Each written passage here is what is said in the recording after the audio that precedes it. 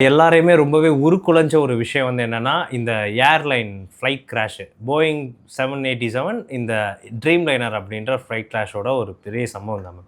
கிட்டத்தட்ட அந்த ஃப்ளைட்ல 241 பேர் மேம். ஒரே ஒருத்தர் மட்டும் உயிர் பிழைச்சிருக்காரு.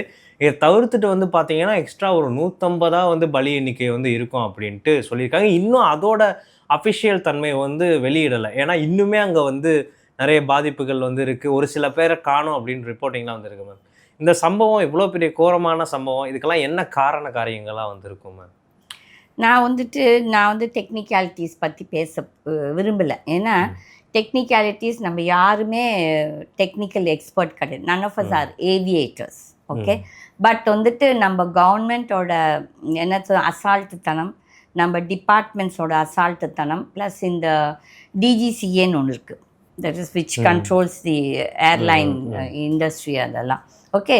நான் வந்துட்டு ஃபஸ்ட்டு அந்த ஸ்மாலாக என்ன சொல்கிறேன்னா, ஃபஸ்ட்டு எல்லாரும் என்ன சொன்னாங்கன்னா, பேர்ட் ஹிட்டுன்னு சொன்னாங்க. ஏன்னா அந்த ஏரியாவில் அஹமதாபாத்தில் பேர்ட் ஹிட் இது அடிக்கடி ஆகும்னு சொல்லிட்டு. But it was ruled out because அங்கே அந்த வீடியோஸ் பார்த்து எல்லா வீடியோஸ்லையும் எந்த ஒரு பேர்ட் ஹிட் இருந்த மாதிரி தெரியல. ரெண்டாவது வந்து இந்த ஃப்ளாப், தட் இஸ் இந்த மேலே ஏறுக்கும் இறங்குக்கு அந்த ஃப்ளாப் இது அது வந்து ஆப்ரேட் ஆகலை.